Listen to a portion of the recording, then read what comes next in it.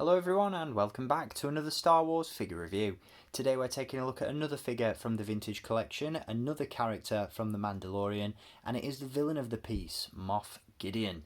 This is a great figure, one that I'm very excited to have in the collection, one that I'm even more excited to share with you guys, and one that I really can't decide which figure I prefer over this one and the Black Series 6-inch release. They are both incredible figures, and we'll be taking a look at the Black Series 6-inch figure in a future review, so make sure you stay tuned for that. This one is really cool. The sculpt, the accessories, and the overall detail on this figure is absolutely phenomenal, and again, I really can't wait to share this one with you. So without further ado, let's jump into the review, and as always, we'll kick things off by taking a look at the packaging that Moff Gideon comes in. So we do have another fantastic vintage card to add to the collection with Moff Gideon. As you can see, the image on the card itself is taken from that epic season finale from season 1, where we see Moff Gideon emerge from his crashed TIE fighter and has the ignited darksaber in his hand. What an epic scene that was. Really nice image there on the card. We also have the Mandalorian logo featured at the top of the card, the name pill below that, and the Kenner logo down at the bottom corner. On the reverse side, you'll see some other figures available in the vintage collection, and once again this figure does come as part of the same wave as Mando himself in his Beskar armour, the armourer as well, Darth Vader from Rogue One, and Captain Rex from the Clone Wars. So some really cool figures available as part of the vintage collection. As always, if you want to pick up some of these figures for yourself, there is a link down below in the video description where you can do so. So without further ado, let's jump into the review and take a look at the figure we get inside. So here we have Moff Gideon free of his packaging, and once again this is a great looking figure. There are so many things that I love about not only the figure itself but the design of Moff Gideon's character, and I'm going to touch base on all of that throughout this review. But right off the bat, let's just get a great look at that figure. Look at how cool this guy is. I am absolutely blown away by this one. I think the sculpt, the paint applications on this one, and again the overall design of the character really make for a fantastic action figure. Now the one thing that really does stand out to me personally above everything else is the head sculpt. I think this is one of the best head sculpts that Hasbro have put out so far in the vintage collection. It truly is a remarkable likeness to the actor Giancarlo Esposito. I always butcher his first name and pronouncing that, but I hope I've done it justice there. Giancarlo Esposito, absolutely incredible actor, brings such a presence to the role of Gideon, and any role that he plays really. Loved him as Gus Fring in Breaking Bad. Just an absolutely incredible villain. Great actor. Moff Gideon is such a terrific character. I'm really looking forward to seeing where they go with him in season 3. Just awesome character. Now, as I said, the figure itself is fantastic, but the overall design of Gideon himself is really nice. I think one of the things that really stands out to me about the overall aesthetic of this character is just how much he looks like an Inquisitor, and more specifically Jarek from the Jedi Knight Dark Forces 2 video game, which, as most of you will know if you've been tuning into this channel for any period of time, is one of the things that got me into Star Wars, and it remains one of my favourite pieces of Star Wars media. And this figure just brings a lot of memories back of that character. You know, you've got the black and red uniform, which Jarek wears as well, and just his overall sinister nature is just so close to Jarek, and his links with the Force that I'm sure we're going to explore later on down the line, and his fascination with all those sort of aspects are just something that really appealed to me about this one.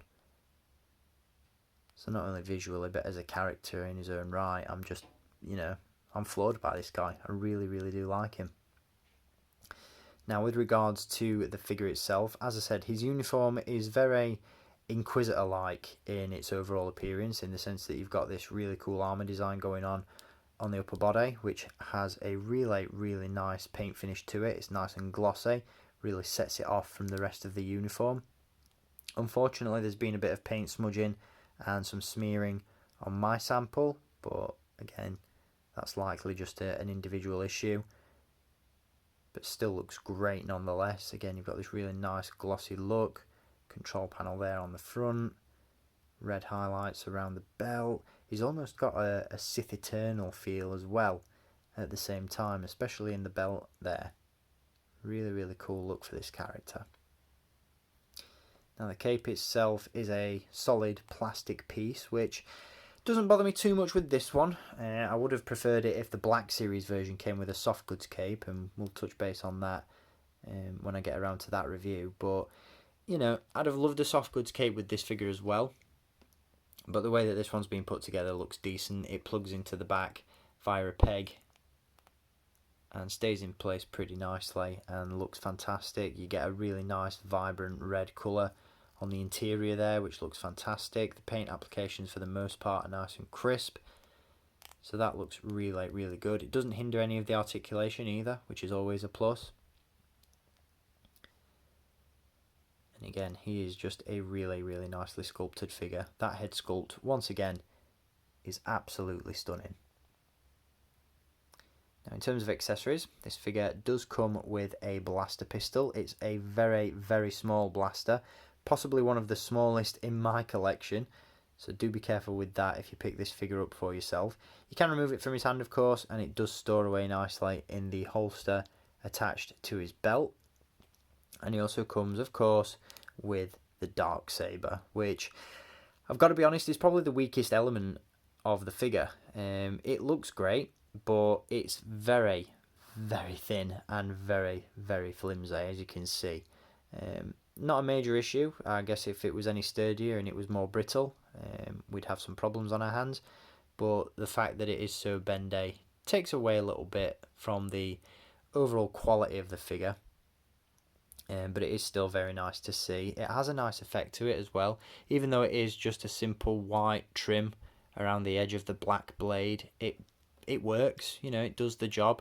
I think the Black Series 6-inch version is better, but this is fine, you know, for the purpose that it serves. The hilt itself is nice and glossy, so it separates from the blade, but unfortunately the blade can't be removed from the hilt, which would have been nice, but not a major issue. It does look great in the figure's hand, as you can see. Perfect for threatening Grogu with. And in terms of articulation, he's pretty much packed to the brim. Again, the cape doesn't hinder too much of it, which is good. Neither do the shoulder plates on the armour, which is always a plus as well. But we do have a ball joint at the head. Great range of movement there again, thanks to the dumbbell joint that is located in the base of the neck and in the head as well. So again, he can look up, down and all around. It features hinges at the shoulders. Again, no hindrance in terms of articulation there from the cape, and the shoulder plates are made of a nice soft plastic, so you get a nice range of movement there as well. We have hinges at the elbows, hinges at the wrists, a ball joint at the torso, hinges at the hips. Sadly, a little bit of that articulation is hindered by the lower portion of his tunic, but again, nothing too major. We have swivels at the upper thigh, hinges at the knees and hinges at the ankle. So great articulation, again, not too badly hindered by any of the other elements of the figure. And again, he just looks fantastic. Really cool. I keep saying it throughout these reviews, but this is certainly a figure with shelf presence. He looks fantastic as part of a display. And if you display this one going head to head with Mando himself, you've got an epic display on your hands there. So really cool figure. Very happy with this one. Obviously some areas that it could have been improved, but for the most part, yeah, a worthy addition to the collection. Now, good luck picking this one up. It has been a very sought after figure, and unfortunately he is currently sold out individually at Star Action Figures, but keep your eyes on that link down below in the video description, and at some point you should be able to grab this one for yourself. And again, I really do recommend it. So that is going to do it for this review on Moff Gideon from the Vintage Collection, another great character from The Mandalorian, and I'll be back with some more Star Wars figure reviews very soon. So make sure you stay tuned for all of those, subscribe to the channel if you haven't done so already, hit the like button, leave a comment, all that good stuff, and I will see you very soon. So until then, as always, thank you for watching, keep collecting, and may the Force be with you.